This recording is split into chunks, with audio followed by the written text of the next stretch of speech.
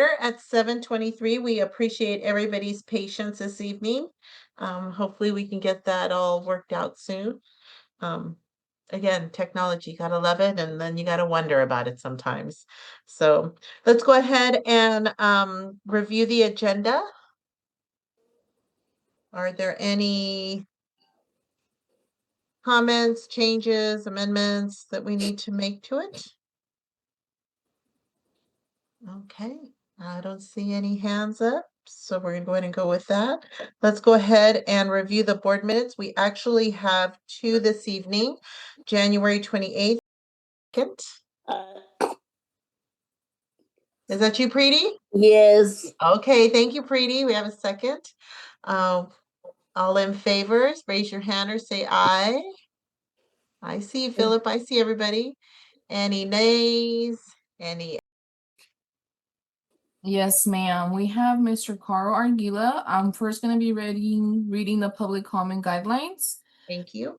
The Board of Directors welcomes public participation and values input from our community. If you have signed up to give public input during the board meeting, we kindly ask that the following guidelines be observed. Each speaker has up to 3 minutes to speak. The board will note comments that require follow-up. Please be aware that the board does not respond or take action during public comment in order to maintain adherence to our governance process. If you have handouts or written comments, please submit them to the board liaison prior to the meeting so they can be shared with the board. To protect privacy, the board cannot discuss specific individuals or cases during public comment. We follow Robert's rules of order to ensure the meeting remains fair, focused, and organized. Our meetings provide transparency and access to public information. We follow both state guidelines and our own standards for accountability. Thank you for your time and for engaging with SGPRC. And we have Mr. Carl Arguila. Okay, Erica, I would like to ask if you can hear me at this moment. Yes, sir, we can hear you. Okay, for whatever reason, I've lost video, excuse me, on my computer that I am We can see speaking you. to you with as soon as you connected me. However, I can see on the recording computer that my video is present, but you have dropped the recording computer 2 times already since the start of the meeting. And in fact, several meetings ago, you stopped the recording computer before the end of the meeting. And I know that must just be accidental.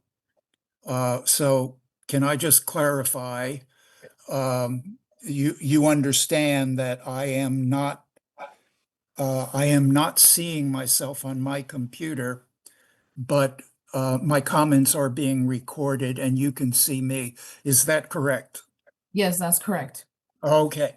Well, once again, board, I appreciate the opportunity to speak with you.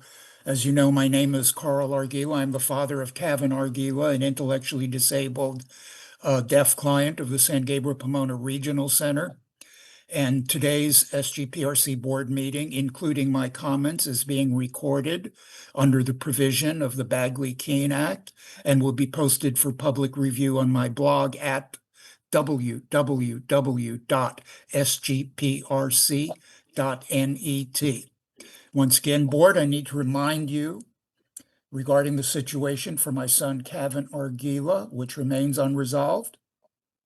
You became my son Kevin's conservator 5 years ago by filing false declarations with probate court and then using your lawyers to prevent me from terminating your conservatorship.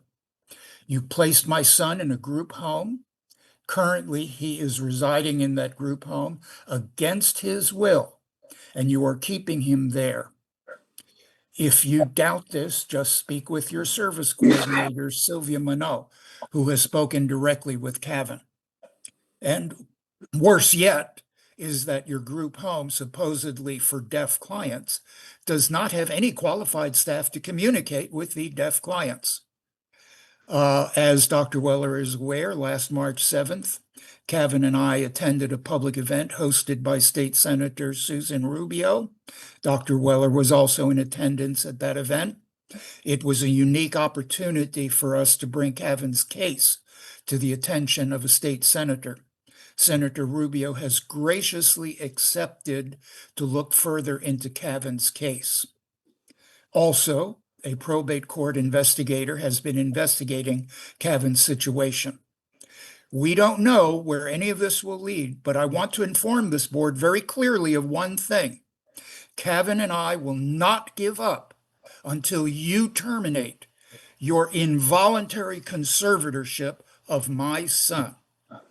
Board, please think long and hard about the consequences and the morality of holding a developmentally disabled man in a group home against his will and denying him the freedom of self-determination.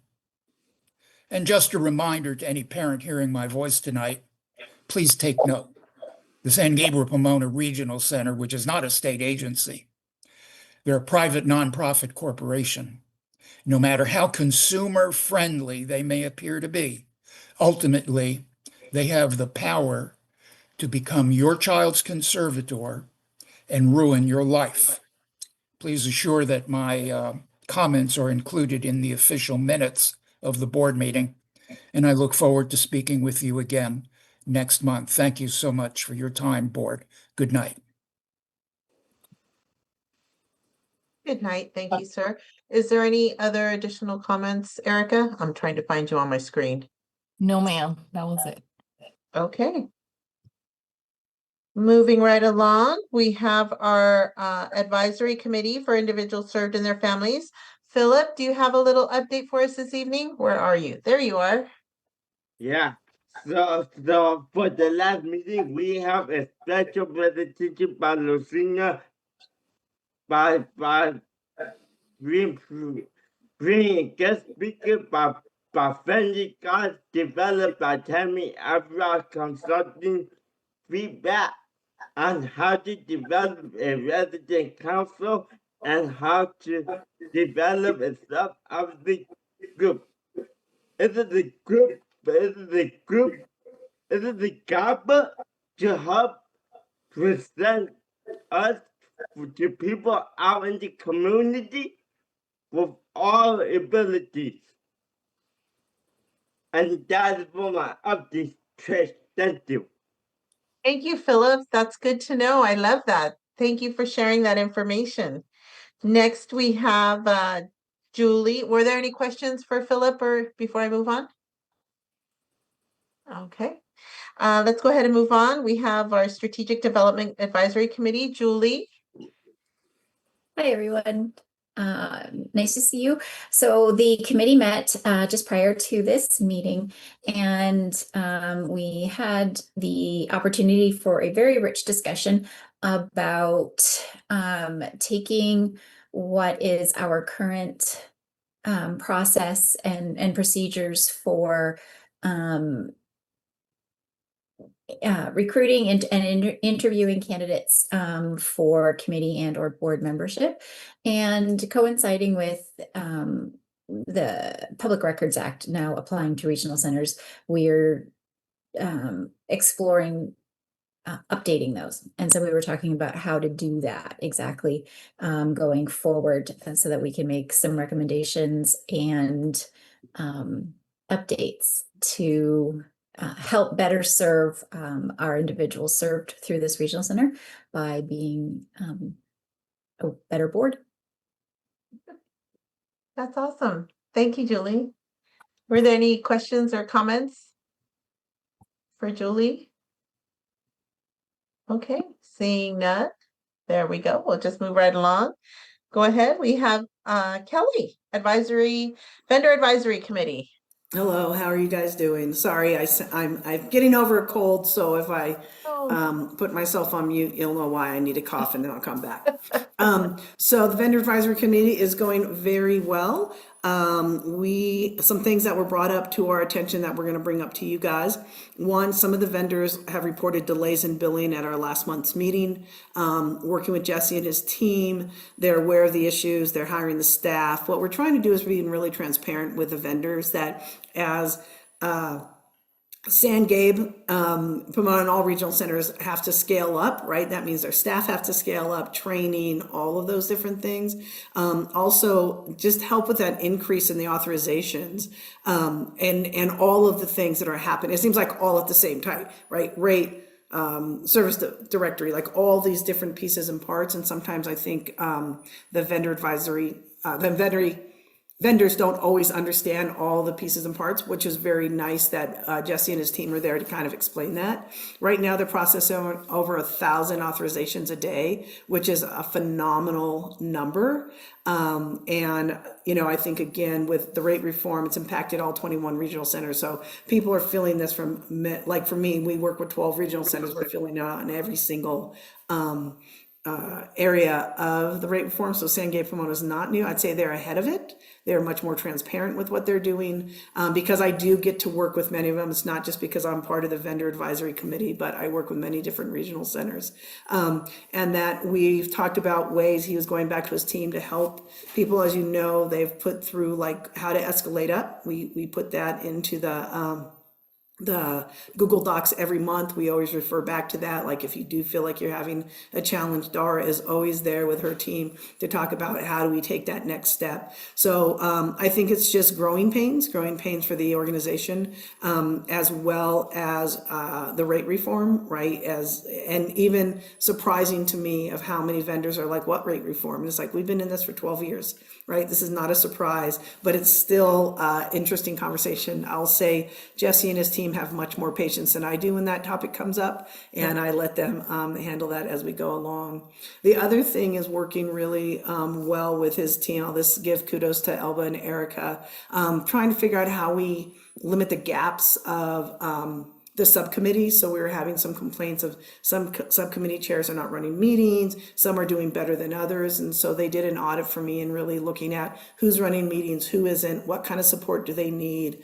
And then looking at who's kind of rolling off, right? We have all of the term limits.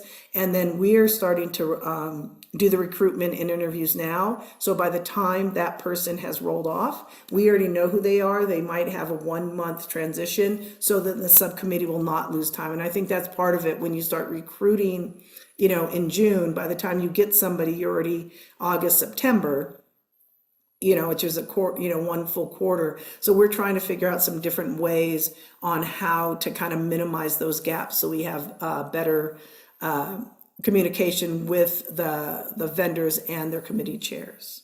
So any questions for me? No, that sounds great though. Okay. Sounds really interesting.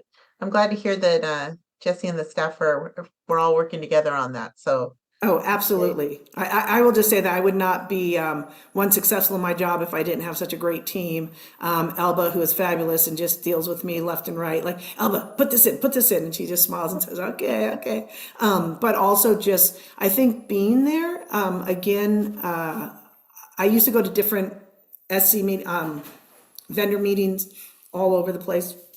And I'll say this is the one that I know that Jesse puts the decision makers in that room or in the Zoom, which is huge, right? We don't have to wait for somebody to tell somebody to maybe go to Jesse, right? The people that are the decision makers and the people who can make the impact or at least figure it out or in that area. And I appreciate that as a vendor chair, because then I don't need to wait, you know, for somebody to talk to somebody. And so Dara can handle all things finance, right? And she is very willing to speak up, you know, figure out her team. She's doing her side thing, like asking questions. Lucina, Tim, like all of those people that we're not hearing just hearsay, we're hearing from the people who are either making policy or who can change policy, which is, I really am very grateful for in the position I'm in. great. Thank you so much, Kelly, and hope you feel better. So take care of that. Moving right along, let's see what we got. Oh, that would be me.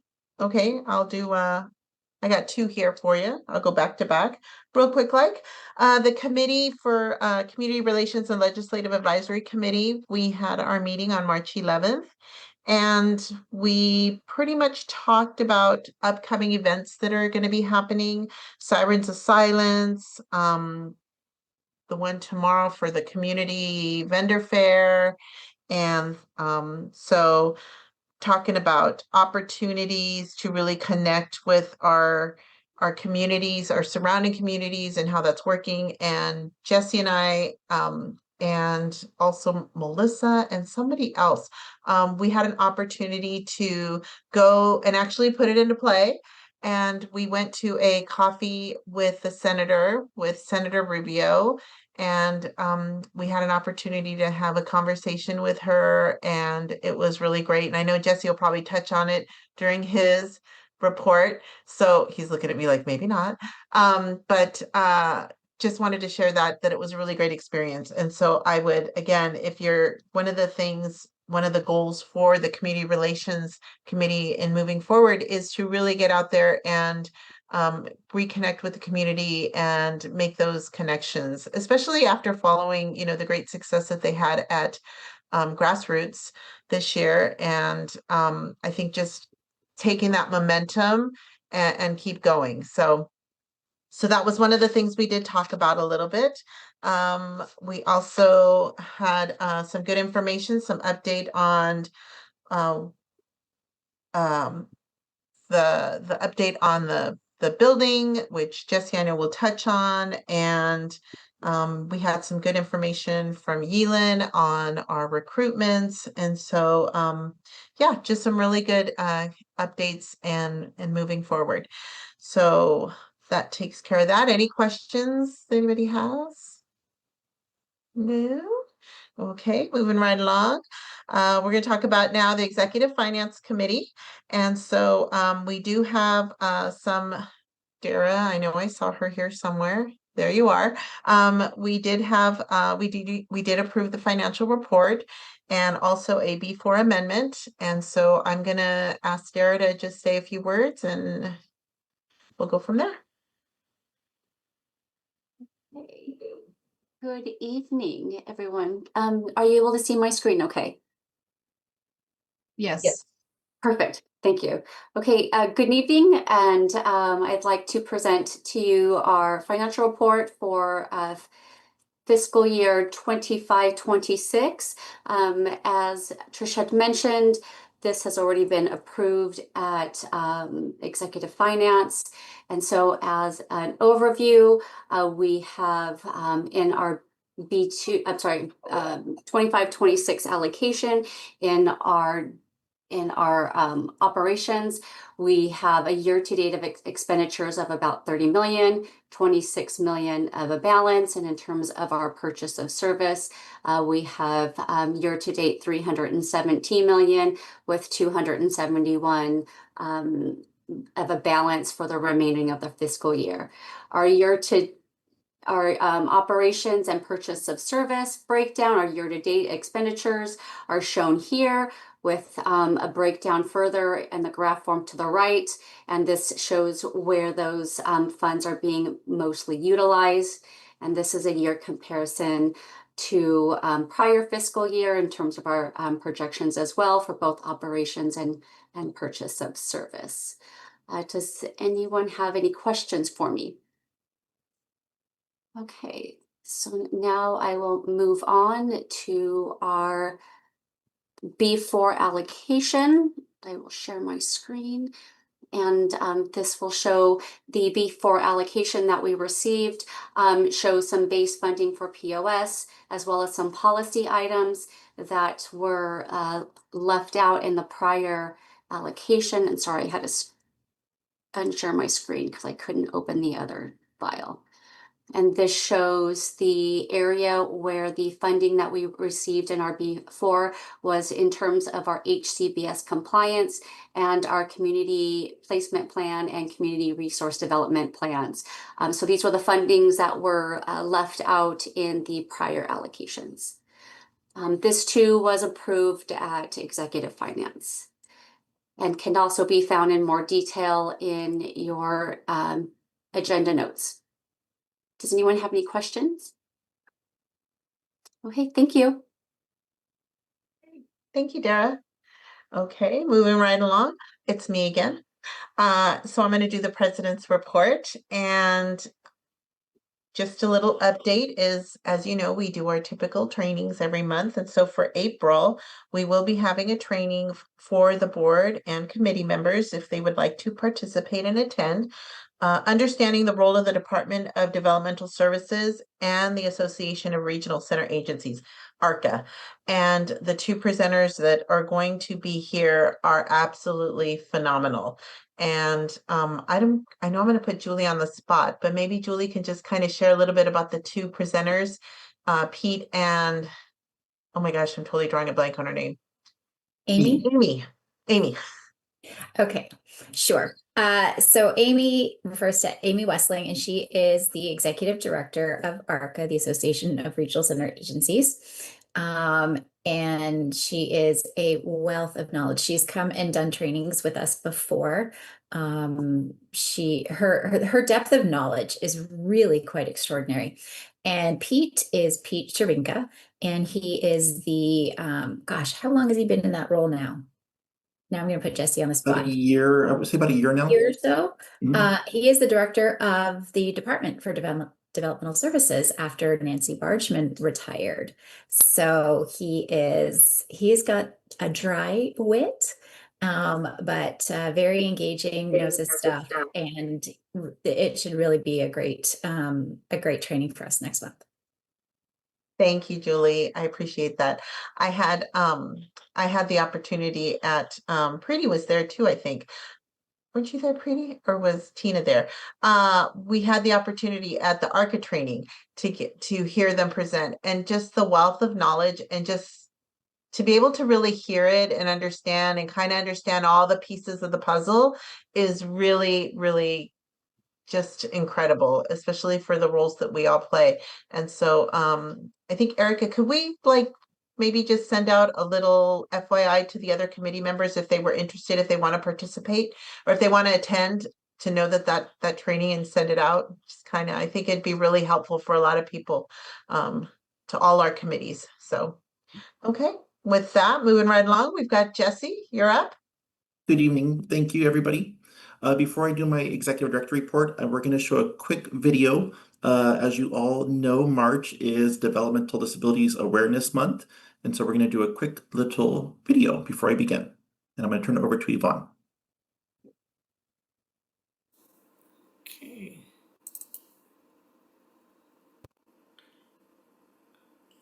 Are you able to see the screen? Okay, here we go.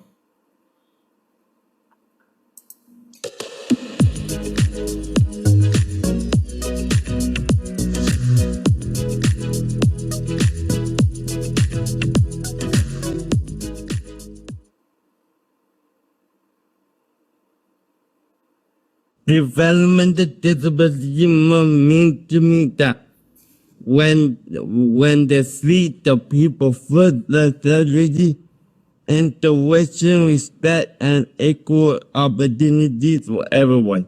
When they learn about developmental disability people, they become more patient, supportive, understanding, reduce fear, and build a stronger community where everyone has a chance to participate, work, and belong.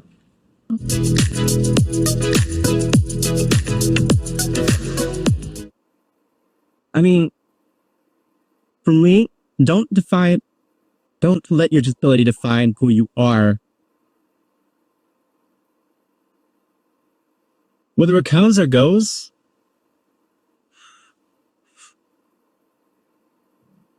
don't let it be a challenge.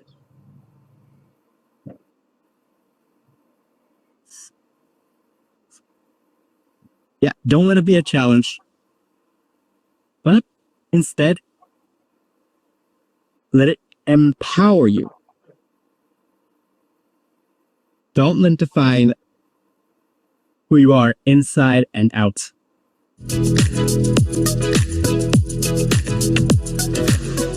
I think it's important for the community to know is so that way when we approach somebody who doesn't have a disability, they understand how to work with us and for us to be part of the community as well.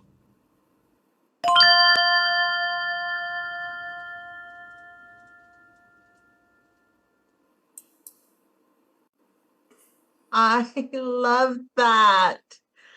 We have rock stars. Philip, you're a rock star.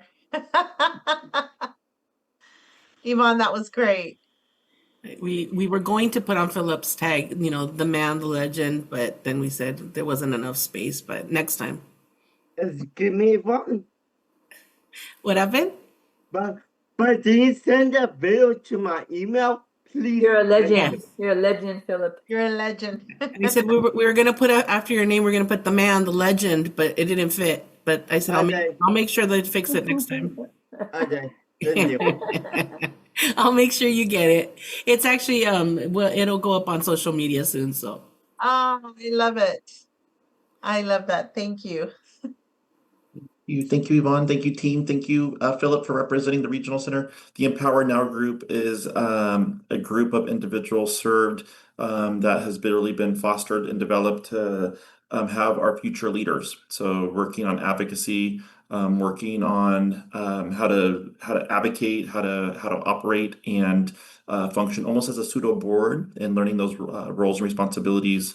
So really exciting stuff happening in that realm.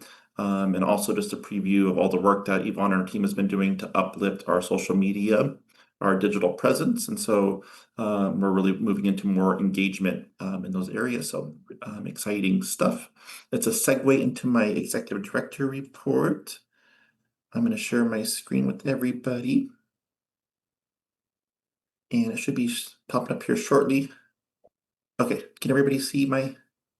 Okay, I saw a thumbs up from Philip. That means we're in business here. Developmental Disabilities Awareness Month.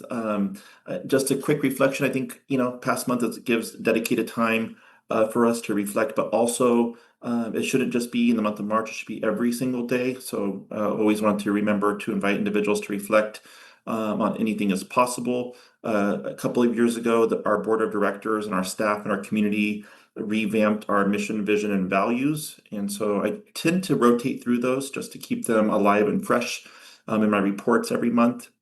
And our vision statement is a world where individuals with developmental disabilities have endless possibilities and thrive. So always at the heart and anchor of what we do. And then Yvonne shared information out with our community and our staff around the governor issuing a proclamation in this month. So just a lot of attention for the heart of the work that we all do. So want to keep up the celebration for everybody. Tomorrow is Purple Day, Epilepsy Awareness. So we invite everybody to wear purple if you have purple in solidarity and for increasing and raising awareness. On a different topic, but an important topic, the Department of Developmental Services has organized a webinar that's open to anybody. It is tomorrow from 11:30 to 12:30. So if you individuals served, family members, community members have an interest in this topic, there's some experts that are going to be speaking. So we're just trying to push out this information just so you can be informed with that on a particular important topic. And the registration link is there as well. World Autism Day coming up April 2nd. The Department of Developmental Services is hosting a panel discussion on that day from 12 to 1. So mark your calendars if you are interested. You have the link here if you want to register. And just a little bit of background on what those webinar is planning to do and discuss during that hour for World Autism Day. Office of Administrative Hearings and Advisory Committee. Just so everybody knows, at the board and in the community, there is a committee that was formed out of Welfare Institution Code about how to improve our appeals and resolution process across the state. So those are for individuals specifically who pursue we call it 4731. We use very technical language, but it's a part of Welfare Institution Code that allows for people to make complaints to the regional center. And we know that that process can be overwhelming. It can be very overwhelming for a parent to pursue a complaint and to work with mediation and go in front of a judge. And so we've been really focused on how to improve that process. I was appointed by the Department of General Services for a 3-year term. My term is coming to an end this May. And so I will be terming out of that committee. And I put a link in there if anybody's interested in terms of the recent work I've been doing in a subcommittee to really look at the roles, responsibilities of regional centers in hopes that the recommendations we bring forward will make the system better for years to come. So just to bring some awareness, next meeting is May 14th from 1 to 4. That meeting meets quarterly in there, so there'll be some good new membership joining. So I'll be passing the torch over for someone else for a new appointment. LOIS Life Outcome Improvement System. LOIS is something I want on your radar. So if you hear the name LOIS, I want that to mean something to everybody. LOIS is a multi-year project to replace outdated systems by regional centers. So the goal is for a new system, new technology to make it easier for individuals served, for family members, service providers, and staff to have better technology, to make their work easier, to be more streamlined. And there's an FAQ and an information sheet on here that just breaks it down a little bit more. So if you see any webinars, if you see any comments, if you see the state rolling out any information about the word LOIS, that's important because you all are going to be users of it. So pay attention to the LOIS. I'll keep everybody updated. It's going to be developed over the next few years, and it'll be the first time in a very long time that there'll be a very modern system in place. The idea is for a portal for families and individuals served to log into, to be able to download your IPP, to download an authorization, to do billing in one uniform system. So important work happening there across the state. So I just want to give you a quick preview. And these 2 links I provided are new. These are new information sheets on here. So I wanted to bring your attention to those areas. You might recognize Philip again. Philip has been very busy, as you can see, everybody. Philip has been up in Sacramento. He was with Assembly Member Stephanie Wynn, District 10 for Grassroots Day. Shout out to, I want to give a shout out to Yvonne and her team for organizing us. They kept our grassroots team very organized and structured. What is grassroots? Grassroots is a recognized annual tradition for many years to be able to represent not just San Gabe, but all regional centers across the state with our association to advocate for things that are important to us. And so we had a really good group. Take a look at our social media. Yvonne put together all the different members that we got to meet with. But just want to show the work in advocacy that not as just occurring locally, but also at a statewide level. So I just want to say shout out to Philip, shout out to Adriana, shout out to Chris Stewart. Our team members, Nada was with us. It was just very, very well done and very proud of all the work that's happening there. And you got to hear that from Trish a little bit earlier as well. New parent orientation just a few days ago. This past weekend, we got to welcome families who have recently joined San Gabe Pomona Regional Center. And so this is an opportunity where individuals who are new to Regional Center or may have been at a different Regional Center get the chance to meet with key leaders at the Regional Center almost as a warm welcome and introduction is the way that I describe it. Making sure that when you are new to our center, that you get information, you get resources, and you start building relationships from the first day you walk into our center. That way you know who to go to, you know who to call, you know what services are available. So we're continuing that trajectory for families that join our center. We think it's more friendly, and we think there's an investment in making time to build relationships, to let people know who we are and the things that we believe in. And I want to thank our board president and Chris Stewart, who's really involved with our board as well, for making time out of the busy weekend to support us at Regional Center and sharing stories that doesn't have to be overwhelming to be a board member. It doesn't have to be scary to be a board member, that it's okay that you bring lived experience, whatever you've been through in life, that you can make a difference. And I think that's what it's about, that, being able to show our relationship and our value that we have for our community. So thank you. And thank you, Sal, to you and your team who take the lead in organizing these events. So I want to say thank you to everybody. Strategic plan. We are always strategic planning. We just released a report. If you haven't viewed it yet, I put the link on here for you. You'll see a survey coming out next week. So take a look. When you get that survey, it'll be coming out through our constant contact. Also, we'll be out in the community with that survey at our different events. We're really just looking for honest feedback from you. Are we improving? Are you seeing a difference? Are we being more responsive? And so please give us feedback on there. It's a good temperature check for us to see how we're doing with our overall strategic plan. And we appreciate the opportunity to hear from all of you about your experience with us as it relates to our strategic plan. This is the hot topic. This is the topic of the day. Irwindale office.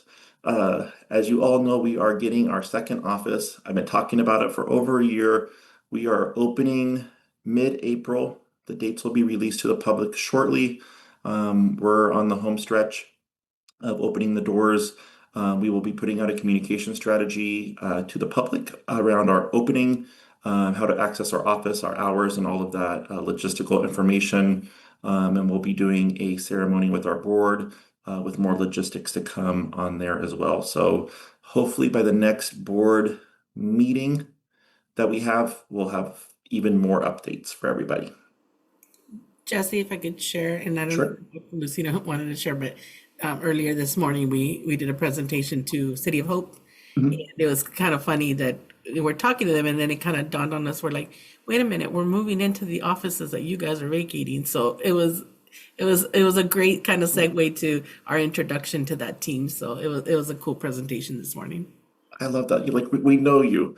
We We're did like- take the building over from City of Hope, which was really helpful for us as an organization because the building was set up quite in good shape for us as a nonprofit social service organization. So there was very minimal work we had to do on there, but we're just excited we're excited for everybody to come see it. Next up on the list, everybody, a quick click for transparency. Our board would like for us to just do kind of some gentle reminders. These are all things that our board members already have and our public has access to on our website, but just want to do quick reminders for everybody just to keep conversations going. That when you log onto our website, there is a big yellow button. You can't miss it. It says transparency. And when you click on that transparency button and you click on policies, and I have put the link there for you, you'll see all of the different requirements we have to put as regional centers for our public. There's a lot of transparency that we have. And so if you're interested around conflict of interest and how do we ensure conflicts of interest are set forth and what does the law say, check out our policy. It was updated in 2025. It is on our website, so you can take a look at that process in there as well. So you can look at multiple things on there, but we're just going to be showcasing different areas and putting the links for our board and our public just around different policies just to keep them fresh. So you don't have to wait for a full year for a training, so to speak, but just to keep them accessible, because you might be asked in the community if you're a board member for certain policies or certain questions that come up. And our website is a really good tool for where we house a lot of information on there. And the third bullet point is just I call it legalese, but if you're very interested in the law, it has where that all comes from and the amount of requirements we have to ensure that we maintain high personal, professional, ethical standards when we act in our capacities. And that's for board members, that's for the executive director, yours truly, and for employees of the regional center. Trailer bill language, everybody. This is the same link that I had before. The trailer bill language has not changed. So if you want to take a look, the link is there. You will get more information in May. May is an important month when the May revise or the May revision to the budget is released. That May revision is an important document. It's going to tell us what our fiscal year, which is July 1, our new fiscal year, what we're walking into. There's been some stuff you probably have seen, I've reported on, that there's been reports of possible deficits in California. And so we'll see a really good picture about what that looks like for us. And so in the meantime, the association, ARCA, is working closely with all the centers to ensure that we're doing all the advocacy and support needed. What does that mean? It means that we are doing everything we can to demonstrate toward the legislators how important we are as a system and why a cut could hurt us, why a cut to services could hurt somebody, and that why we need to keep everything in place that way that we do. So more to come in that area. Just want on your radar that May is an important month for our fiscal side of the house. Lots of activity, everybody. I'm sure you saw the news out there and immigration, airports, and in the communities. We have a lot of community members who are feeling fear and anxiety still. And so there are resources available. I put the links on here. If you are interacting with somebody who is afraid to leave their home, afraid to go to the doctor's appointment, afraid to go get food, afraid to go to work, we want to know about those situations so we can try to provide as much help as we can. We do have a growing list of legal resources that is updated by Disability Rights California that we want to provide to families that we can. So we want to focus on the areas where we can help and be a support to. And so if we can keep those conversations fluid, we'll do everything we can to keep providing access and resources to the extent possible for families. And we just want to be in the know so we can provide as much help as we possibly can in these unprecedented times out there. Public Records Act, still in effect. We went live in January, everybody. Hyperlink to where you can make a request to our website, on our website. And then if there's any questions that come up as a community, as a board, we have our fantastic manager, Maria Nunez, who can provide a lot of support and technical assistance on this topic. And moving into some stats here, we are serving 18,287 individuals. We are doing a lot of intakes, a lot of eligibility assessments. In the month of February, which is a shorter month, we received 216 new referrals for just early start. So if you add that plus the 43 referrals for Lanterman, that is a lot of people coming in that our teams are working to get through to assess with really stringent timelines in there. So big shout out to our clinical team for keeping up with all of the work there. Just want to say thank you to the team there. Staff, we are growing. We are at 578 authorized positions. You can see in the PowerPoint here all the expansion and growth that's happening across the regional center. Take a look at our careers site on our homepage if you want to see some of these positions. And lastly, self-determination, everybody. We had 355 participants as of February 28th. So that's a really good number. That number keeps increasing. And then if you're interested in a little bit more data, you can see out of the 355 people what diagnosis they have. You can see the ages, the distribution of who's in self-determination. If you like numbers like I do, this is a fun, good reading. And then you can also see the ethnic background of individuals in SDP self-determination as well. In the last part of my PowerPoint here, there was an important change for self-determination. There is an important part. If you want to get into self-determination, it is a requirement to complete an orientation. And that orientation has been completed either by State Council of Developmental Disabilities or by regional centers.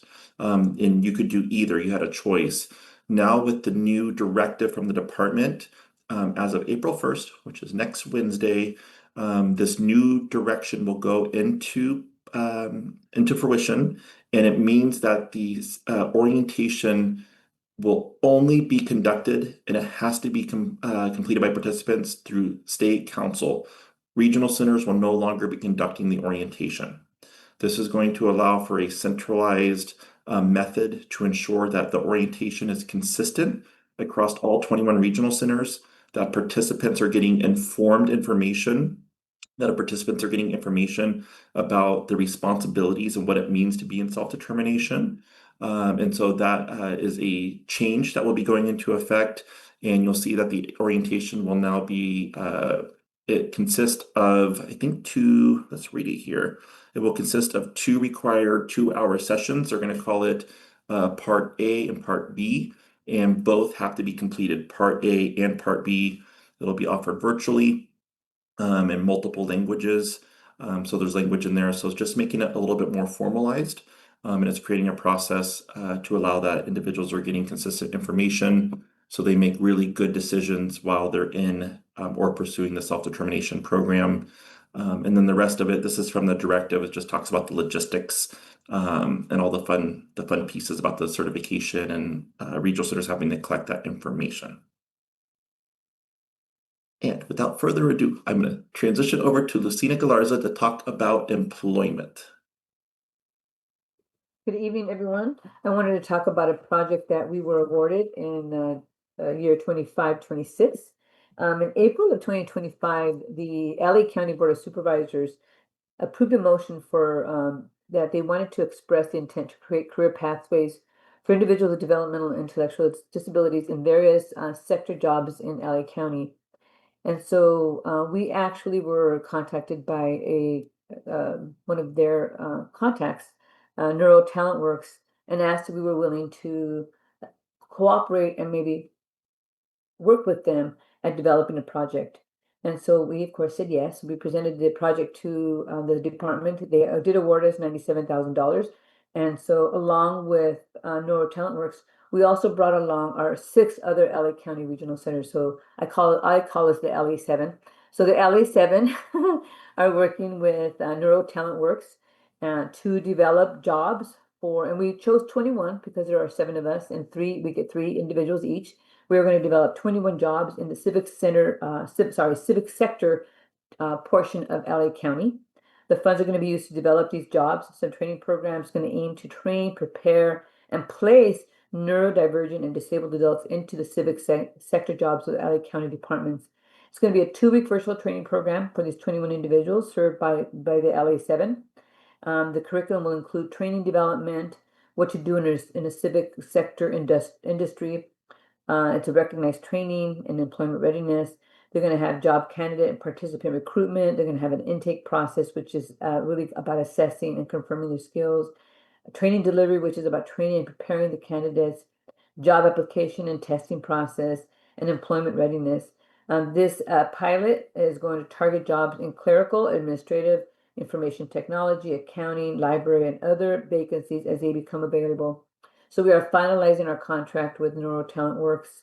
And then we have a second portion of that contract. So this contract is about training the individual served. Like I said, we have 3, the other 18 are going to be with our 6 LA 7 county regional centers. And that includes, just for everybody to know, it includes Eastern Los Angeles Regional Center to our west, Frank T. Lannerman in a regional center that has the Mid-Wilshire area, North Los Angeles County Regional Center that has the Antelope, Santa Clarita, and San Fernando Valley, Harbor Regional Center, which has the South Bay, Long Beach, Torrance area. We have Westside Regional Center that has, of course, the west part of Los Angeles. And who else? Did I forget anybody? South Central Los Angeles Regional Center, who has a central part of LA and portions of downtown. So those are the LA 7. And of course, us, we are the furthest eastern part of Los Angeles County and in the beautiful San Gabriel and Pomona Valley. The second part that we haven't gotten 100% authorization, although the department really likes the project, we're also going to be asking for $85,000 to be used for the same program. It's called the LA County Employer Readiness Training and Workplace Integration Program. Once again, we're going to use Neuro Talent Works. They're going to work with the LA County Department of Human Resources, they call themselves DHR, to provide neurodiversity, inclusion education, and training to department managers of current and potential neurodivergent and disabled employees. The DHR Best Practice Workshop Series is going to be 4 to 6 workshops that cover best practices in neuro inclusion, talent acquisition, talent retention, disability disclosure, workplace accommodations, risk management. It's going to work as a trainer approach. It's going to be applied so that Department of Human Resources can integrate best practices into sustained practices and operational processes. In addition, this training and readiness preparation includes 8 neurodiversity inclusion training courses for hiring departments and for all employees. And of course, NeuroTalent Works, which is our partner, is going to work with the departments in identifying jobs, job analysis, initial roles, and potential candidates.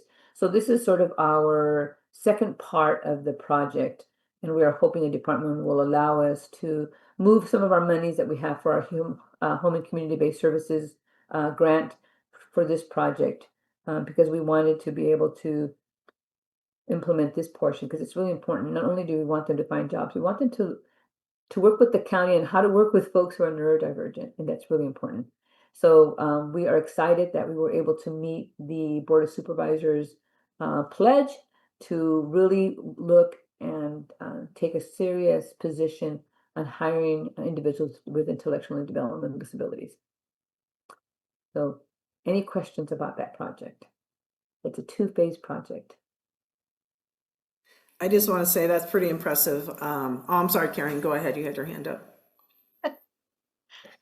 Just impressive with the second grant, doing the education part. I think that's really going to help a lot, right? It's we can bring people to the table, but if nobody's put a chair there for us to be, it's going to be very hard to kind of join that group. So I think that's really forward thinking. I appreciate that. Yeah. What our goal was to have the LA7 each give a little bit of money, but it's hard to find that additional $12,000 and $13,000 each for all 7 of us. Some of them didn't have it, and some of them didn't give. So I thought, actually, Tim and I thought, and also our employment specialist, Lynn, could we find it in another project and move that project to another year? Because we can't have one half of a project and the other half lacking. And so Tim was gracious enough to say, yes, let's move it around, but we still have to get permission from the department to do the complete move. But I am almost certainly going to say yes. I'm just waiting. Yes, Karen. I am really happy to hear about this motion Yes. taking place. And I want to say, not just because it really came out of 2 people, me and another mom who happened to be connected to Supervisor Hahn, that this motion started happening. So I'm really happy to see that this is really coming through. I know I put in an email like about 2 months ago wondering what the status was. So I'm glad to see that this is finally happening. So this is great. Thank I you. agree on that question. Thank you. It's I exciting. agree on that question. You did a good job. Thank you. That is amazing. That's incredible. A credible Ms. job. Yes, it is, Tina. There you are. I hear you. I knew I heard you. If I may, Alrighty. really quickly, I just want to really add it.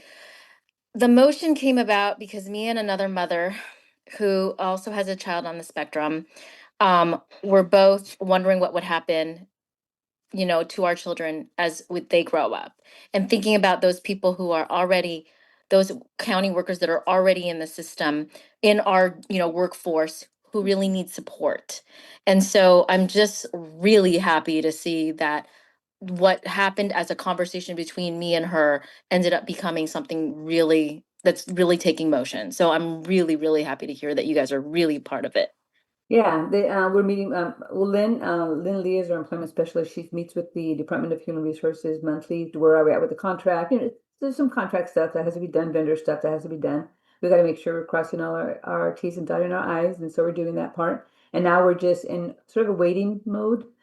Are they going to say yes so we can get that $85,000 and do the second portion? We have to go hand in hand. The other thing that we're going to be we're also going to vendor NeuroTalent Works to do some job coaching, because they can do the training and selection, but now we need for them to train them on the job. So that's going to be a separate vendorization for them to be one of our direct service providers.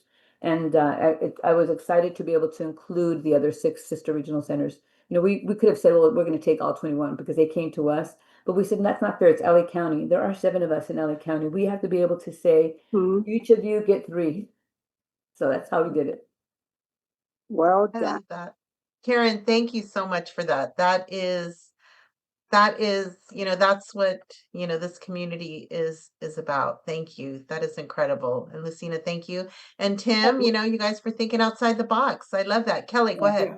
Well, I was going to say, so I before I came up to camp, I used to run our college to career program, right? And that was always our issue is we have students, it's like they have the intellectual, they're graduating college, they're doing what they need to do. And it's that finding somebody who is, and I will just say, who wants to hang out with our quirky guys, right? Brilliant, smart, talented, funny as heck, all of that. And there's barriers that employers put up that they don't even realize they do.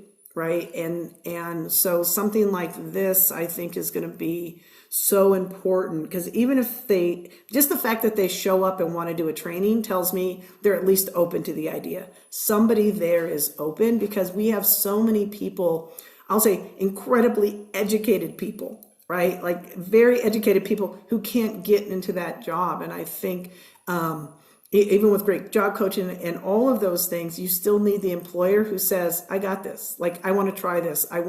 This is something that's important to me. And I think having that dual training piece is going to be just an absolute game changer.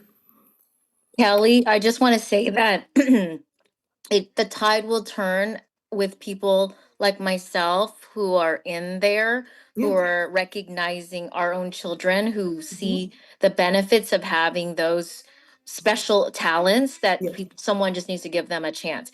There are already probably people in the workforce who are, have developmental disabilities who are not going to out themselves per se, but we just have to have really compassionate, open-minded, inclusive employers and bosses. So that's going to turn the tide, I think. Well, and I think that's the conversation. I always tell people, I was diagnosed with learning disability and ADD as a senior in college.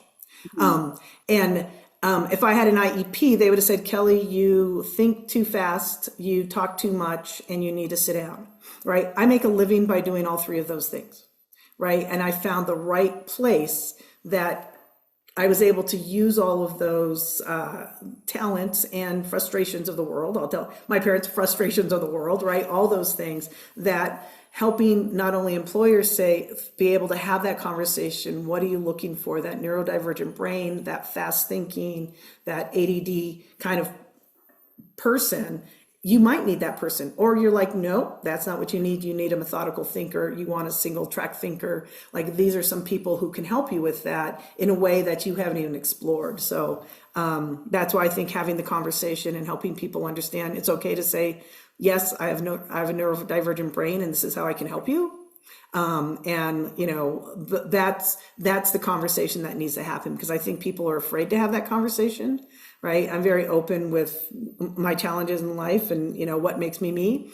But as you said, not everybody is, but be able to have employers be able to really sit down and say, what is it that we're looking for, right? That's what's really important. That's awesome. Such great discussion. Thank you guys. This is so great. So is there anything further we need to move along, Jesse? Are we good? I think we're good. I think we're ready for Sal? Thank you, Sal, for hanging in there with us. The floor is yours. Thank you all. Well, first of all, good evening, everybody. My name is Sal Gonzalez. I'm the Director of Service Access and Equity here. And I'll be doing a presentation. Let me share my screen.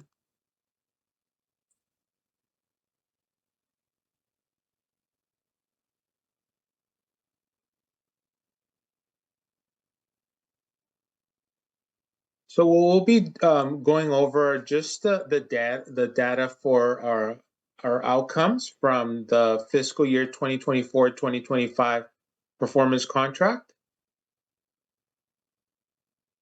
Some of the components to what you'll be learning or seeing today are the home-like living arrangements, employments, and reduced disparities. And what you'll see the data, and what you'll hear from us is just some of the activities that we did and we're going to continue to do as we work through our measures.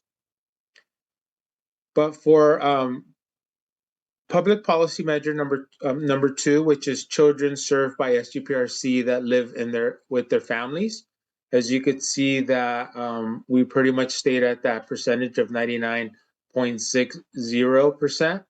And what we do for our activities in these is just really kind of focus on what is it that the child needs? What are the supports they need in the home? Obviously, we want to connect them to their generic resources like education. We want to make sure that they're accessing augmented devices, whatever they might be, need to be really successful in the school setting. The other part that we want to work on is continuing to support our families and children on learning how to access Medi-Cal, private insurance for some of these services, whether it's they need, funding of diapers, again, augmented devices through insurance. How are we supporting them through that? So what we're doing is we're providing trainings to make sure that we're empowering our families. We're providing that information to our service coordinators so that way they could help our families access all this information. So from us and our standpoint, what we do is we do monthly education meetings provided by Nora Prince Givens. We do things like our new family orientation that Jesse shared a little bit about. We're constantly out working with our school districts, outreaches, so that way these families are constantly getting that support that they need. Because one of the things we talk about is we want to make sure that we provide a really good program for this child and their families from the moment they wake up to the moment they go to sleep, meaning that it's education, whether it's additional support after that we're extending their day, we're providing this type of knowledge and information to our families to continue to navigate through our system. And being in LA County, we have so many agencies that are here to support. So those are the things we're doing in regards to activities. For public policy measure number 3, adults that live independently with or without paid support. And Lucina talked a little bit about the employment, which we'll get to as well as in this presentation. But these are things that we're constantly working with, not only with our employment specialist, Lynn Lee, but also with our housing specialist, Lisa Cypress, who are both with under Lucina Galarza's supervision. So for us, these are things that we're constantly providing information to our service coordinators. She's constantly working with our community and providing these type of trainings. So for us, these are things that we're constantly working with. And then public measure number 4, again, what we're doing is looking for adults that live in their own home, apartment, etc. So for us, one of the things that you'll hear a little bit about are some amazing projects that are coming out of Lucina Galarza's department. So she'll talk a little bit about that. So thank you. As you know, I think we've talked about it a long time. We did have that ADU that we developed a couple of years ago in October. We do have an opening there, and so we're looking for another tenant. We're working on that right now. An opportunity for 2 individuals there to live in an ADU that has its own yard. It's a 2-bedroom, 1.5 bathroom, really beautiful. So we're looking to put another tenant in there, and it is affordable. It's not affordable housing per se in terms of having a voucher, but it's an affordable housing in terms of we were able to negotiate that rent with our housing developer to make sure it was something that was affordable, and so that the individuals there can be able to have a life outside, like go to the movies, do some grocery shopping, buy some nice clothes, and so they don't have to use all of their SSI money or all of their work money. The second project that we're doing, and right now we actually have a lottery, and I think we probably talked about it every meeting we have, but we're proud of it. This is our first multifamily housing project. It is called the Prisma Loft in Pomona. It is close to the art district in Pomona. The first floor will be an artist loft for artists. We get the second and third and fourth floors. We were able to get $2,200,000 from the department a few years ago to what we call set aside 11 apartments. So that investment will allow us to set aside 11 apartments in perpetuity, which means it will never go away. So when I'm gone, everyone else is still here. we will have those apartments. Just make sure we get them. 11 apartments, okay? 3 of them are going to be completely full non-am. We are taking applications right now. We're calling it a lottery. I think we are probably already have around 35. We hope to get more. The deadline is the 31st of March to get those last applications in. So people still have this weekend through next Tuesday to submit their application. Of course, contact their service coordinator. And then those apartments will be built in December of 2026. So we are hoping to identify those. And then we have what we call the housing access vendor to help those individuals who get selected to do their paperwork. As it is what we call a project voucher. They get a voucher for affordable housing to live there. You can't take it anywhere else, but it is a project voucher, which means probably around $350 or so a month is what the rent will be. So it's completely affordable for our folks who either get SSI or who work part-time or who work full-time. That way they don't have to use a whole paycheck to pay for the rent. Brand new, beautiful, and so we are excited. Jesse was there when we did the groundbreaking ceremony with his shovel, and he was able to share words with all of the individuals who were there. The department was there, the mayor was there. It was a great event. And so we're looking forward to December. But once again, we're on a lottery right now, and our housing specialist, Lisa Cypress, is handling that, along with working with our housing access program to really try to get people who get selected to be document ready. A couple of other things that we're doing in housing, Sal, if you don't mind me saying, is we have a roommate training program, how to be a good roommate. All of us probably take that training, right? Is how to be a good roommate. So we are looking for people. We have our session started in April, 2 in April on Wednesday nights and Saturday nights, and then we have one in the summer. And then lastly, we are the whole state of California has invested in what we call an app, OOMM app. It's an app. It's a roommate matching app. I will show you the video, but I don't have time right now. It's a really great video. And we're going to have one of our, we partnered with Eastern Los Angeles Regional Center, Frank T. Lanham Regional Center, to select a housing access program. I think we've got Lutheran Social Services. They're our new vendor. They will be the ones who will work on this app. And I said, all 21 regional centers are going to be using this app with a different housing access program. We chose Lutheran Social Services, and it's going to be an app. And maybe one of these days we can maybe next month we can show you what the app looks like. It's really great. It's kind of like a dating app, but it's for roommates. It's really cool. And so we have that app, and we're going to be using that app for our adults who are looking for apartments, looking for roommates. We get to find a match in our area. So those are the things that we're working on housing. Thank you. Thank you very much. As you could see, all the activities are happening. Now we move on to measure number 6, which is adults live with their families. And this is where, as you could see in that data, a lot of work is being done, a lot of support is being done. But sometimes, we want to make sure that they do have that choice to stay in that natural environment. So for us, we have a director of client services, Mrs. Daniela Santana, who's constantly providing some information and she'll share on that of making sure we keep our adults in that natural support if needed. Mrs. Santana? Yes, no, thank you, and good evening, everyone. Yes, so just obviously we connect families to generic resources and the supports that Lucina develops as well with our vendors, but internally we have many supports, many clinics. For example, we have our biobehavioral clinic under clinical department.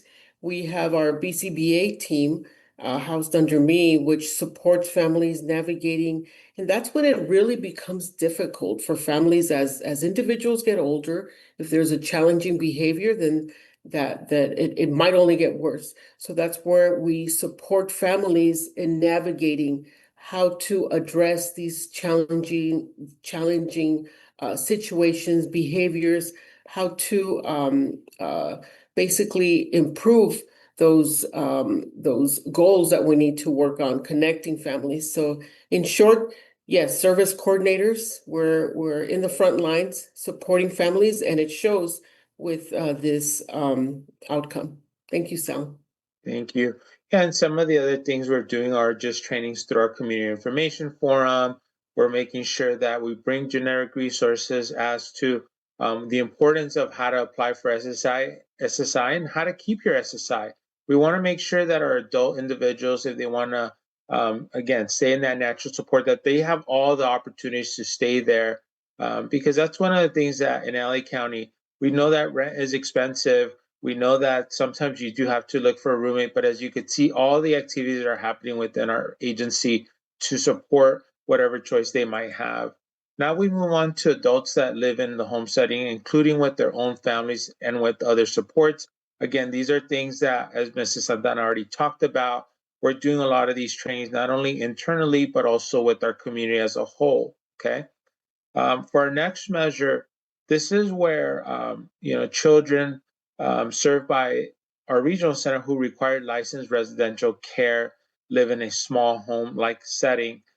So for us, these are things that we're constantly working with our internal team, also working with Department of Child and Family Services in case a setting like this is needed. And a lot of times, due to the family environment, a child is removed by the Department of Child and Family Services. Sometimes those actually lead to referrals to us. And that's the one thing that for us is we want to make sure that we're working in partnership with these agencies. But most importantly is to really get that child the support and the family. Because, whether they were removed that one time, we want to make sure that we kind of reunify them, but also give those family members the tools that are needed for that child to stay with the natural family. And then making sure that if they need support through the school district, that we get that right away to these families. So these are some of the things that we do working with our local partners. And then now we go on to measure number 9, which is adults served by our regional center who reside in a licensed facility that live with 7 or more adults in that resident. So for us, as you could see, these are things that for us, we do have a lot of these licensed facilities in our catchment area. But I'll have Ms. Santana talk a little bit about this in regards to our residential department. Yes, thank you, Salvador, once again. So we actually have a monthly residential vacancy report that we share every month, and we could share it with all of you. It's I think it's public. We present it at our VAC every month, and essentially what that data shows is consistently the more complex individuals are really the ones needing those types of residential homes. Right. And so we have, I believe the vacancy is at 92%. But again, always at the higher end is the need for the higher level support, meaning individuals are demonstrating very complex issues, behavioral issues, and many times there are mental health issues. Now, we have some individuals that are more living just independently and they want to be housed in a residential home, so they come and go almost as they wish, but really what the challenge is really at the higher end. And the reasoning for that is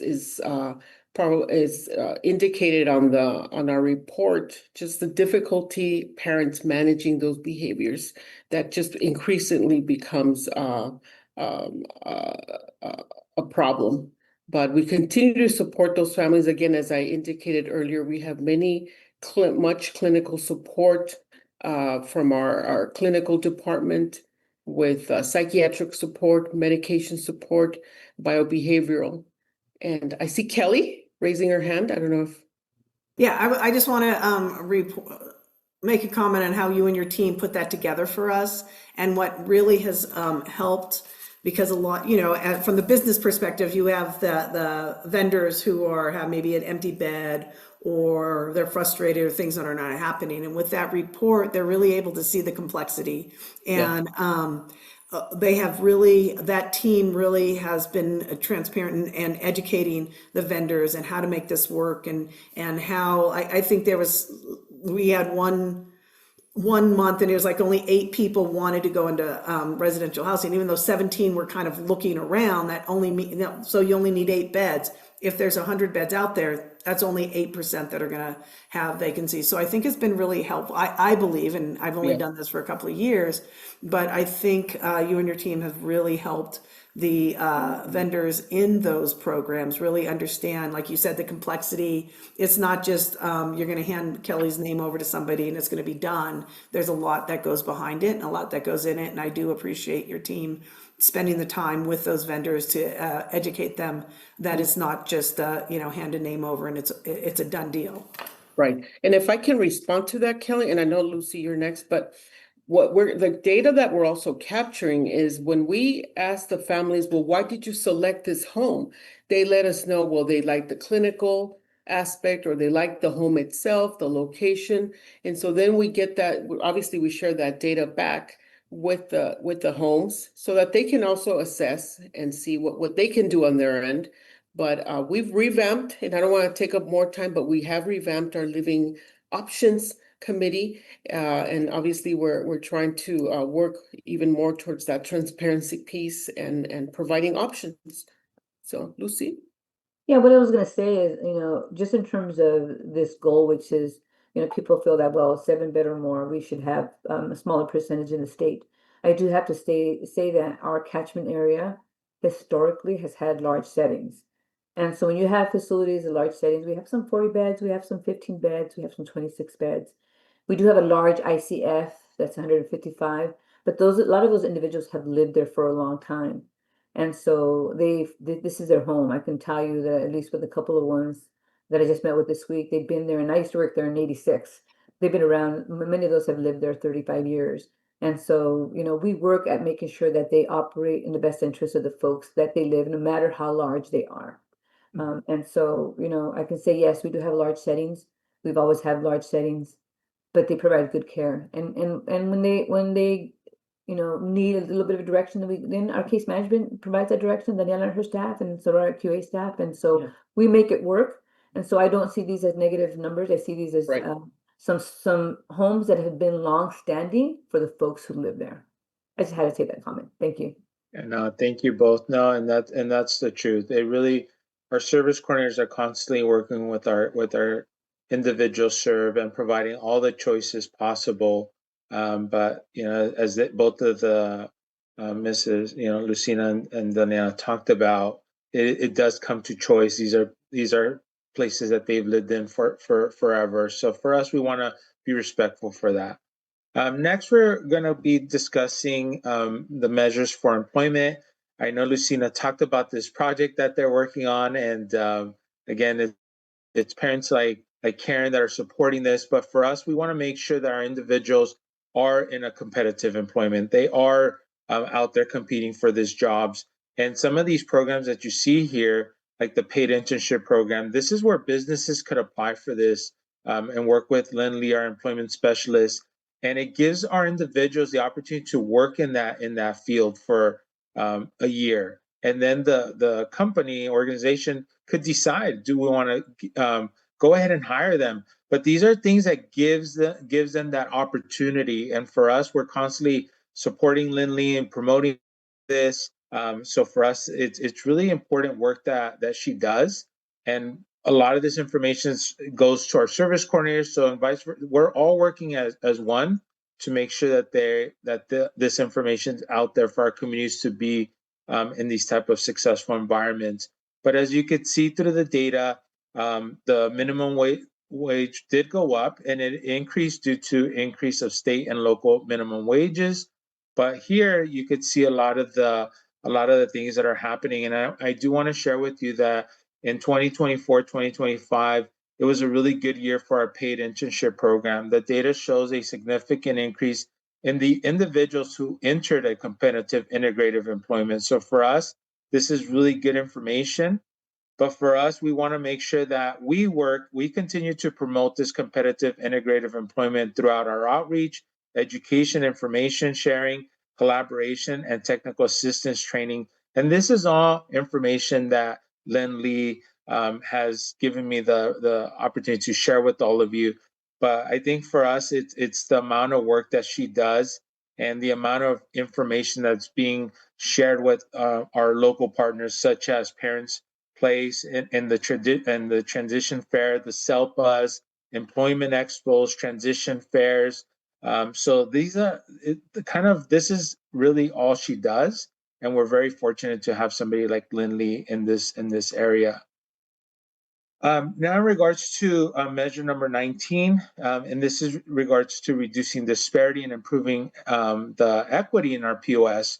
A lot of the activities that we've been doing is really kind of things that we shared, is providing information to our community, making sure that they're aware that the service coordinator is really kind of the most important part of this whole process, working with them as family members to creating good IPPs that are person-centered, writing goals that produce services, so that way all the supports are being provided, and that those POS dollars is what really kind of we're looking at. For us, it's really the data that speaks to us, but for us, it's really kind of making sure that, like that word says, improving equity. And this is where the language access cultural program really supported all regional centers, not only us, but all regional centers, and making sure that we're working through language, culture. All our flyers are being sent out in our threshold languages, which are Spanish, Korean, Vietnamese, as well as our presentations in AOSL. So for us, these are all things that we're doing to make sure that we're improving our POS. And I could tell you that we just completed our last POS presentation on March 19th. Throughout our 4 presentations, we were able to reach close to 300 community members that participated in these events. But as you could see, they all got to see really good data that we're improving, that we're definitely making the efforts to close the gap on in our disparity numbers. These are some of the planned activities that I shared.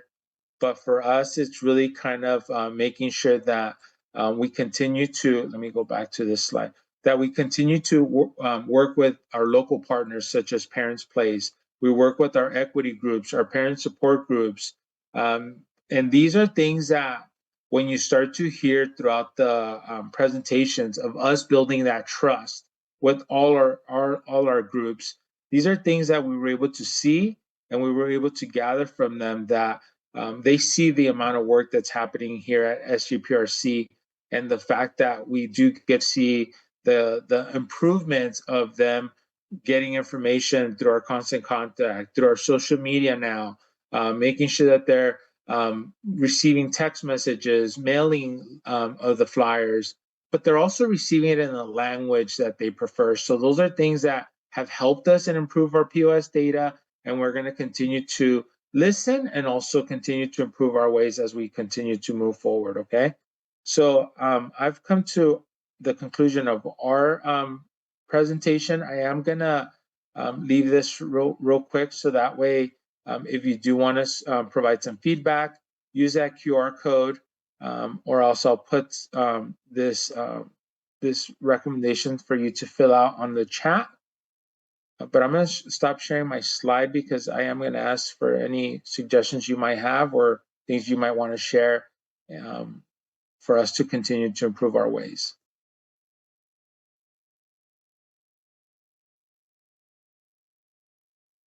That was great. So informative. Thank you so much, Sal. I appreciate all that.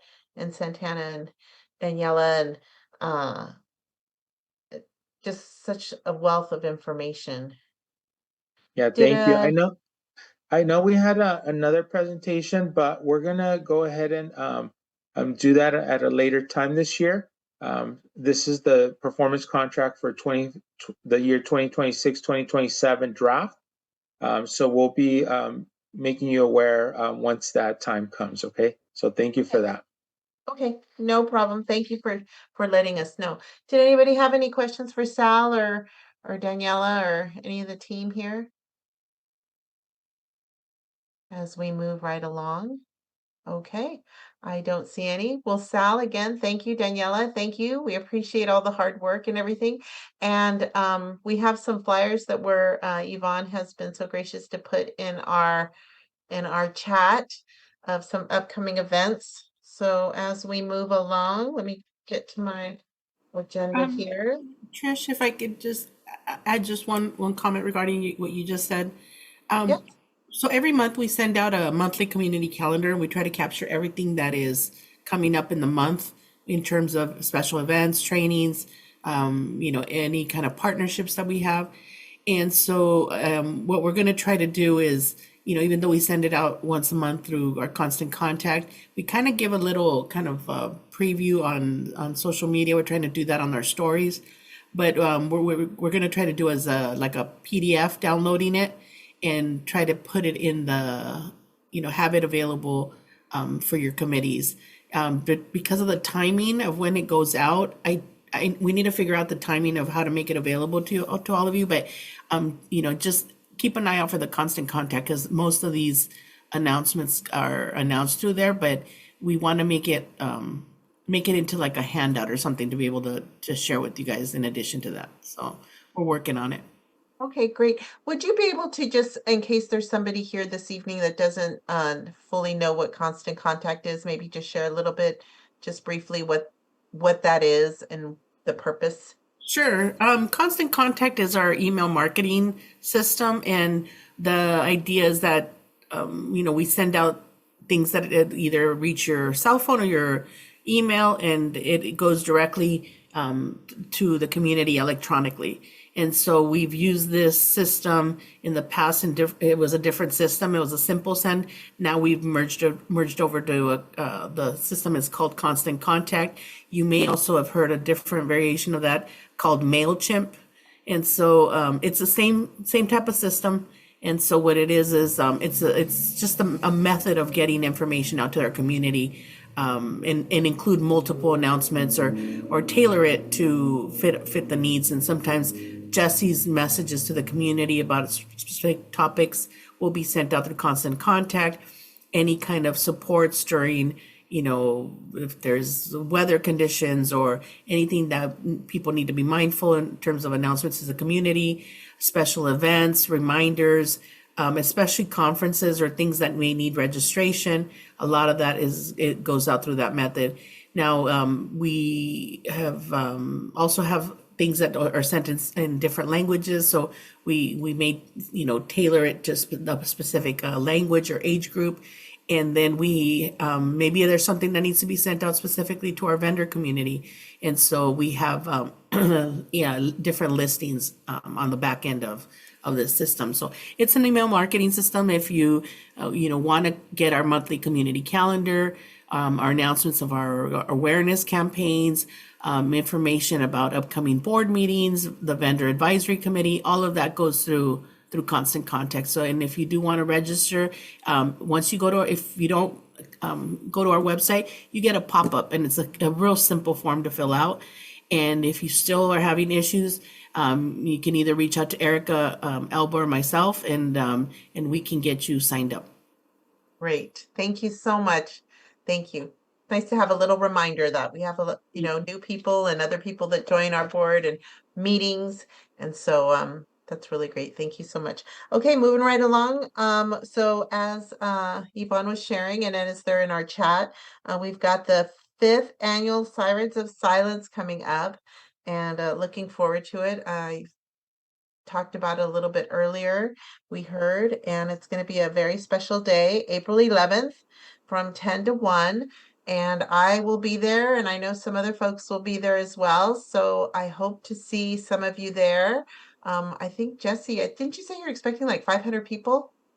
I believe so. Sal, what was the latest number? So I know it's large. We're north of 550 registered. Oh my gosh. Whoa. That's awesome. Thank you. So hopefully we'll see some of you there. Where is it gonna be? Tina, it's gonna be the same place as last year where we saw you dancing away. Oh, at the Regional Center, right? At the regional Yes, center. in the parking lot. Yes. Oh, okay, Sal. Okay, well, I might see you there, Tina. Okay. There will be sun, so make sure you wear your sunscreen. But no, we're working right now as we speak. We'll be meeting with the team that really puts a lot of what supports this event, which is the tents and all that. But we've been very fortunate to have more capacity for seating under a shaded area, because it is a 10 to 1 o'clock event.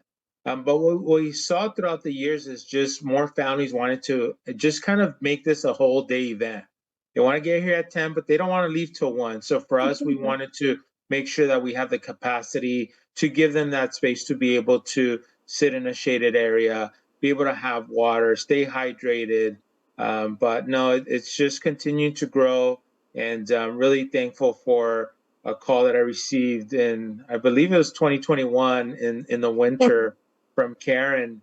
But really appreciate that call, because look at what it's grown to, and to know that a lot of other regional centers might want to do something like this. It's really neat to see. But we really thank Karen for bringing this type of partnership, and what we were able to do is just help it develop and grow for our community. So I have to have my SCs to sign me up for it, or just go? No, what I'll do is I'll work with your SC, but we'll register you, because we do want to have a head count. But it's the first 450 people that arrive are the ones that get a free taco plate, okay? Okay, so I'll be there. Well, great. Well, thank you, everybody. Well, it looks like we have wrapped up for the evening. We do have a Trish, just real yes. quick. I added a couple of other items on the chat, and mostly the second event that is a partnership that Tim and I don't know who else is involved, Lucina, but there was a partnership that coincidentally for the last couple of years falls on the same day. But it's also the chalk walk. So I've added that event, and that one's also very well attended. And I think what people do is they come to Sirens of Silence and then they head over to the other one. And then that other campaign that I posted on there is some great work out of Tim's team. They've been working really hard with this campaign, and they're really excited to launch this at Sirens of Silence, and just in time for summer. So it's a whole campaign that is going to be launched on that day, and will continue throughout the summer at different events that have already been locked down. So just wanted to share that with you, and and get to meet what Ollie's all about. Yes, come hear what Ollie's all about. Thank you, Yvonne. That's all great. This So falls on a Saturday, right? Or what day? Yes, Saturday. yes, April it's a 11th. Saturday. Saturday, okay. So you can go to one and then you could go to the other one, Tina. They're both in Pomona. Okay. Okay, well, great. Well, it is 9:55, and I think we are done for the evening. So, Jesse, we are going to be going into a close. It's Yes, Philip. But actually, it's 8:55 Oh, p.m., not 8:55. Thank 9:55. you. Thank you. Thank you, Philip. Thank you for catching that. See, I'm glad you caught that. 8:55, and we are going into a closed session this evening. So, Jesse, I'm not sure who else is staying with us, but Yes. board, please stay. All board Bye, members. everybody. Thank you, Nada. All board Bye, members, Erica. please stay, and Lucina, Dara, Elin, and Daniela. Okay. Bye. Good night, everyone. Except for board members and the other people mentioned. Don't leave us. Don't. I won't. Okay. Goodbye, Anne. Okay, we need to, Dell 350 needs to go. Isaac, bye, Isaac.